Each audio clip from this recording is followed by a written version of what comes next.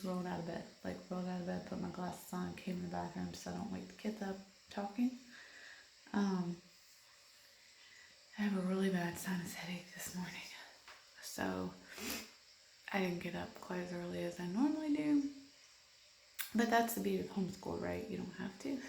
Especially right now with all this craziness going on and virtually everything's canceled, so we don't have anywhere to be or to go, really. So that means that we can, oh, the birds are up. Somebody must be up. That is Ford.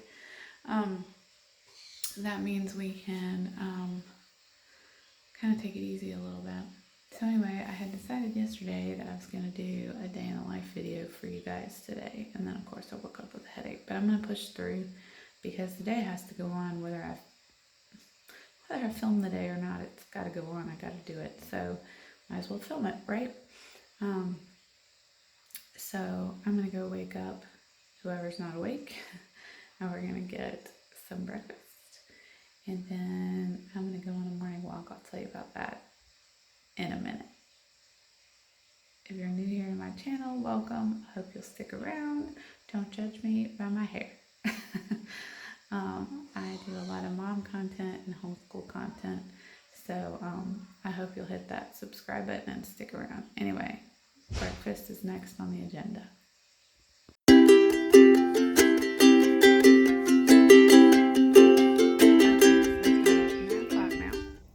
And the last hour was, how to say, we're having major problems with our teenage daughter. She's 12, she's about to be 13, and the attitude is constant all the time about everything, even when she's like not in trouble, just simplest of things, just constant attitude. So we just spent the last hour fighting to get things done, and my headache gets worse and I'm exhausted. Anyway, just keeping it real. So anybody have a really super angsty teenage girl? How do you deal with it? I'm at the end of my rope. Anyway, so I have decided that I need to lose weight and get in better shape because I'm really out of shape. So I yesterday went on a walk for the first time in our super hilly neighborhood, and it just about killed me, but I did a mile. And so I'm about to go do that again. And hopefully that will clear my head from being so mad. And then we can start school when I get back. So anyway, here we go on a walk.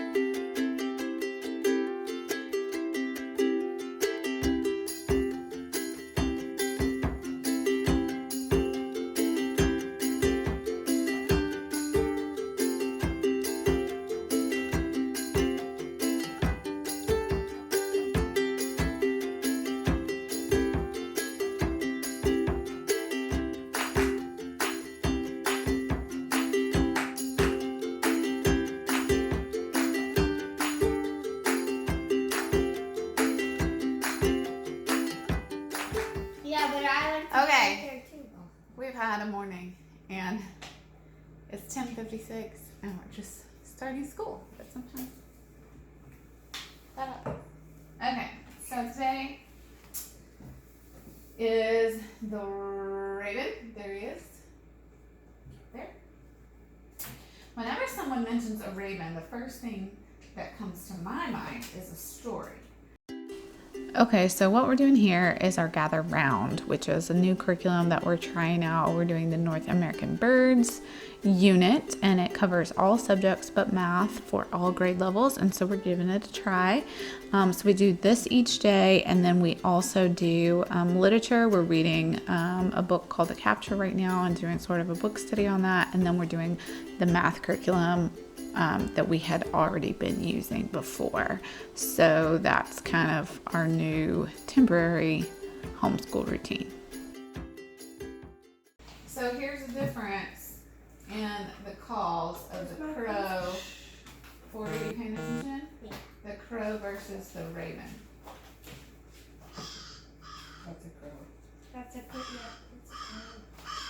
Sounds like cough, cough, cough. Raven. Hear the difference?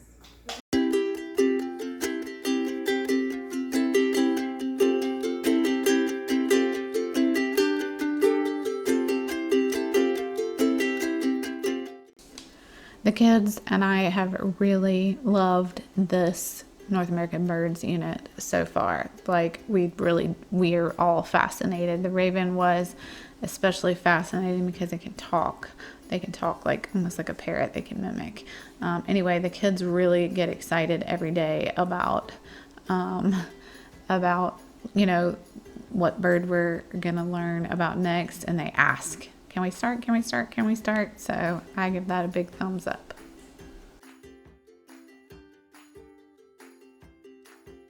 So ravens are excellent at mimicking sounds they hear. Mister, can you say hello? Hello. Good bird. He does all sorts of voices. Can you say hi? Hi. Good job. Sometimes he hears people who have a cold. Good job, Mister. That's so cool. So now they're each working on their notebooking pages that go along with today's lesson, which happened to be the Raven.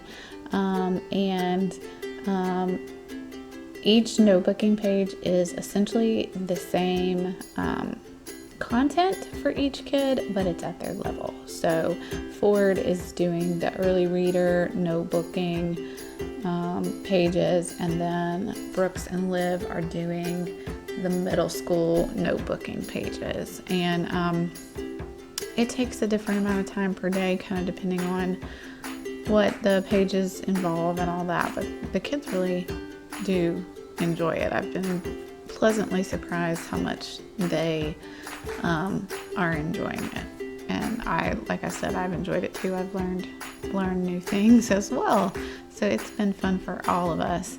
Ford does need some additional help on some things, so he and I spend a little more time working together, whereas the big kids do theirs more independently and use their phone or their laptop to research when they need to do that. And then sometimes I help them too, but for the most part, they can do their notebooking pages pretty independently.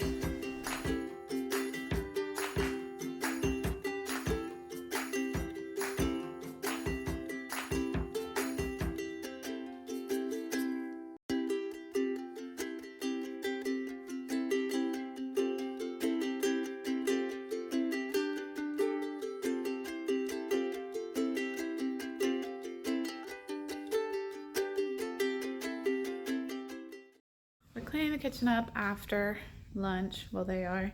And I thought I'd introduce you to our feathered family members. Hey, buddy.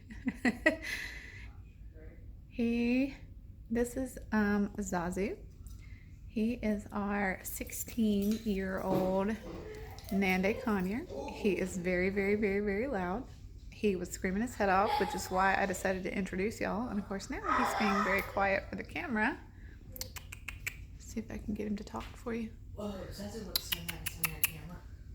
Are you the baby? Who's the baby? Who's the baby? Are you the baby? Baby? No. You're the baby? Are you the baby? Yeah. You're the baby? Go clean the kitchen, guys. We've already done that. The kitchen's all the way clean? Mm-hmm. Alright. So that's one feathered member of the family. And then this is our other feathered family member. He's a jerk. He Is a jerk. is a budgie. Some people call them parakeets. His name is Lucas.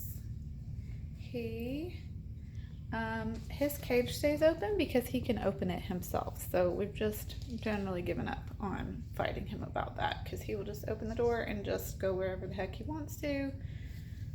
So we just let him. We try to keep him on the cage at least. But he does not talk, but he does make very loud noises considering how small he is. Anyway, those are our feathered family members. We love them. So what we're doing next is we've cleaned up from lunch and we're going to, oh hey Lucas, Lucas is gonna eat my earring. We are going to watch a video, that we're studying for Bible. Right now our church gave us this free thing called, what is it called, y'all? Right Now Media. Stop it, Lucas. Get him.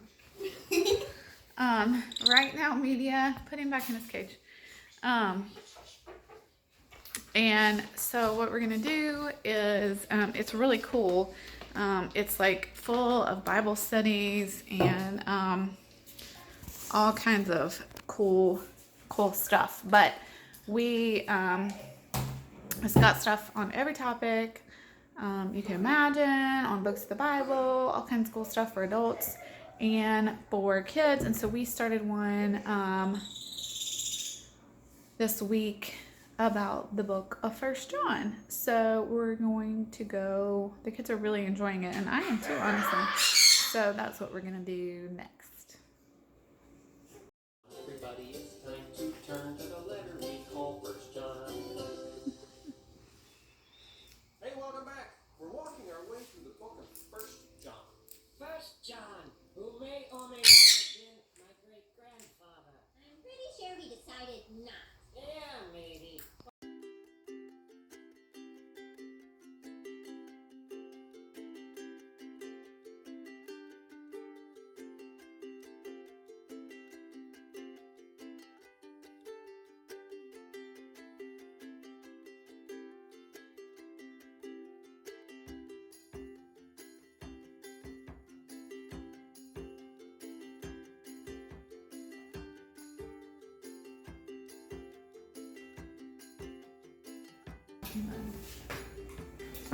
Okay, it is 1:30. We just finished Brooke's math. He and Olivia are both in the same grade, but we use different math curriculums for each of them because that just works better for them. And so Olivia does her math on her own on the computer. She uses teaching textbooks. Brooks is using Master Books math curriculum. And so he is done with school. He's doing a few chores and then he'll have the rest of the afternoon to kind of do what he'd like. Ford is getting his math now, and I'm about to do math with him, and Olivia is currently finishing her math on her own on the computer. And that is the last thing we'll do school-wise today with everybody.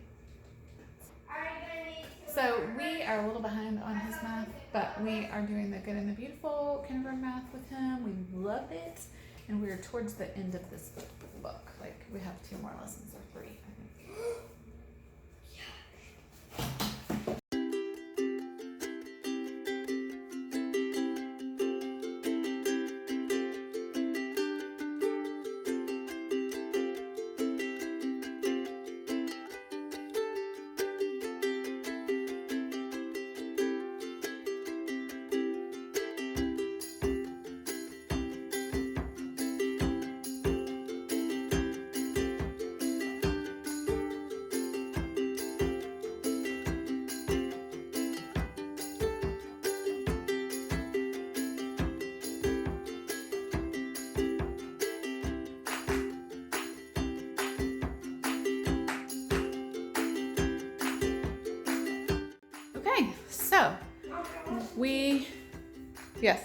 So we are pretty much, well, not pretty much, we are done with school today. And so the rest of the afternoon, I've got some things that I have to do, and it's pretty outside, although it's hot. So I don't know if they'll go outside, if they will stay long, but it is 1:51, so it took Ford and I about 20 minutes to do his math. Maybe a little less because we didn't get things out right when I said it was 1:30 when I finished with Brooks. So That was maybe a little bit shorter than a typical Good and the Beautiful kindergarten lesson, but they're all pretty much that short. Maybe a little bit longer depending on like if it's a coloring activity and stuff like that. But it's just perfect time, in my opinion, for kindergartners. It keeps his attention. He loves it. In fact, today he said, "I love math. I'm so good at this." So anyway, now we're just gonna do some stuff around the house, play outside a little bit, things like that. So, but yeah, we got started way late for school today. And so we're done at 1:50, almost 2 o'clock. And for us, school just varies depending on, what we're doing and what we're not doing and when we start and when we don't start. We're very, I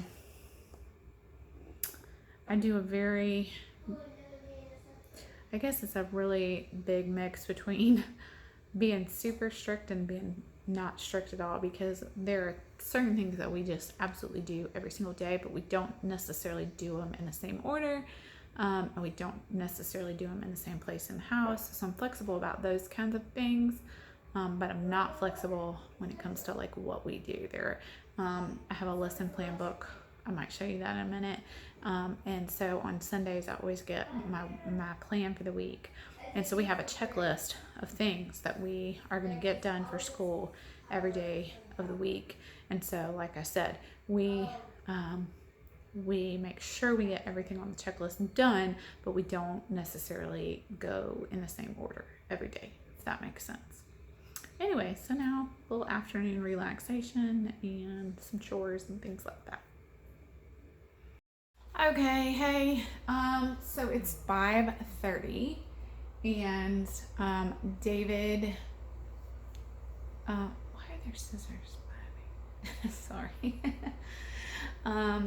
So the past couple of hours we ran to a friend's house. Don't worry, we were social distancing. She left something on her porch for us, so we picked that up, and then we came home, and the kids are outside playing right now. Before they went outside to play, we watched a cool documentary about unique animal friends, which was really interesting and fun, and educational, but also fun. It doesn't feel educational, right? So the kids liked it. Sorry, I'm like having issues.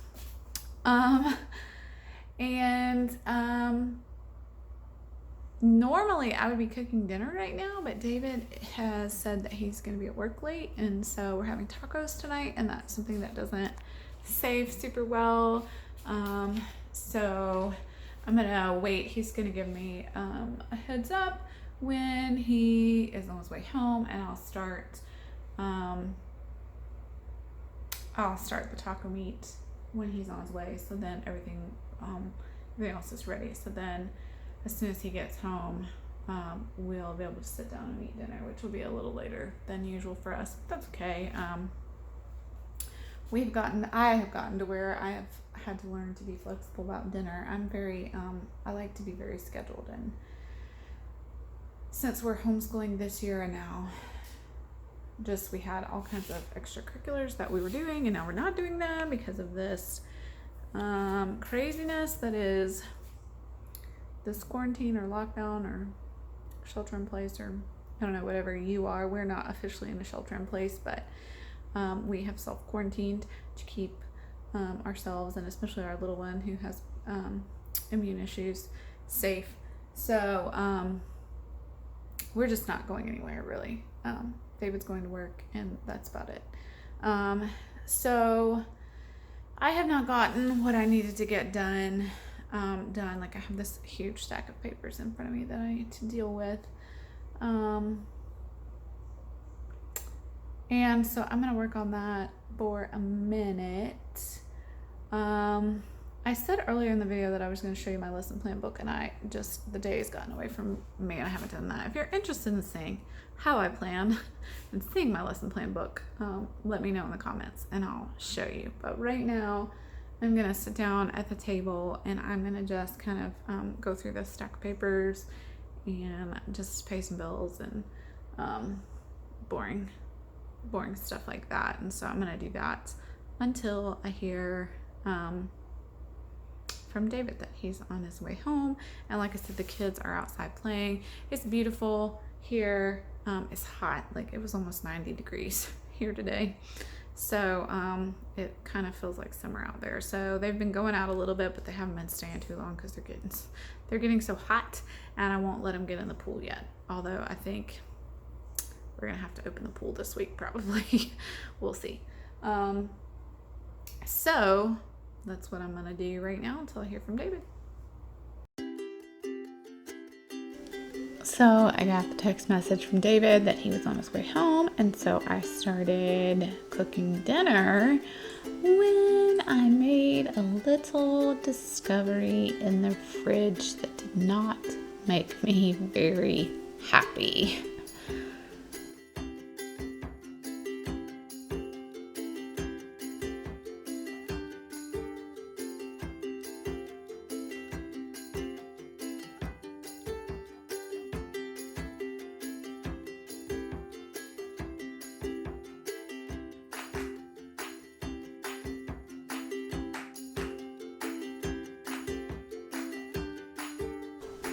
Y'all, I had to empty basically half of my fridge because the beet juice, y'all, almost an entire bottle leaked onto the bottom shelf, then leaked into the 2 drawers below that, then leaked into the drawer below that, and then leaked into the very bottom of my fridge. It looked like somebody had literally been murdered in my refrigerator, y'all. I'm not even exaggerating. It looked like a murder scene.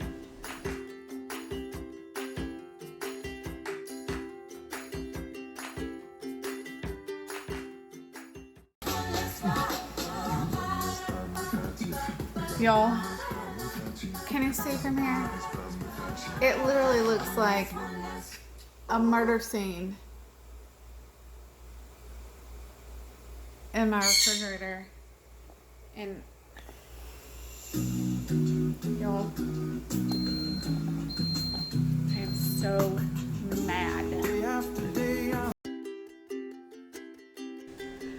So I'm multitasking, trying not to burn the taco meat while simultaneously cleaning out the refrigerator and cleaning up all the beet juice. And my refrigerator, if you leave the door open for very long, it starts beeping at you.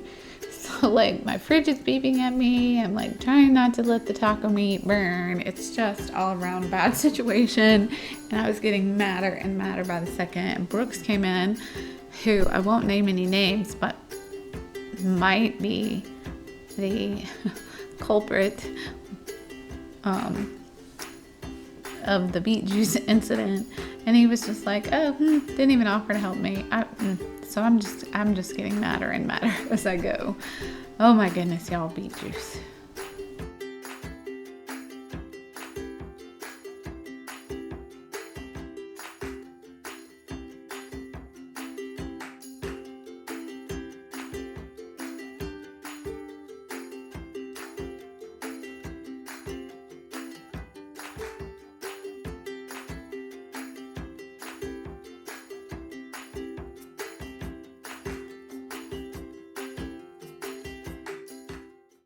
You guys, I literally have to get away from these children. Started out with knockdown, drag out with my daughter this morning, and I thought we were gonna be okay after that, and it's been a day. And then I discovered in the midst of cooking, as you saw, that beet juice had been spilled and leaking for who knows how long, all day today probably, in my fridge. And so dinner's ready, and I'm letting them eat without me. And I'm going to the store to get some wine. I'm not even kidding. There's none in my house, so I'm going to get some. That's what I'm doing.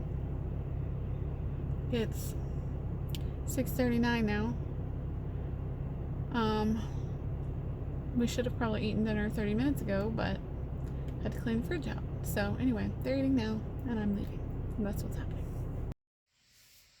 Okay, well, it's 8:30. Porter's in bed. Brooks is outside in the backyard with his telescope, looking at stars and such. I am about to get in the bathtub, wash my face, all that jazz, get ready for bed. Olivia and David are watching Lego Masters, and I will go join them in just a second when I'm in my PJs and all that. But anyway, today was quite a day, y'all. Not gonna lie. Today was quite a day. It was not a typical day for us. I don't think anybody's having typical days right now just because of everything going on in the world. But anyway, we survived. And tomorrow's a new one, so we'll try again. Anyway, that's what our self-quarantining days are looking like right now. So, hope you enjoyed it. If you have any tips about managing tweens and teenagers, let me know, because I'm really in need of some right now. Anyway, see you next time.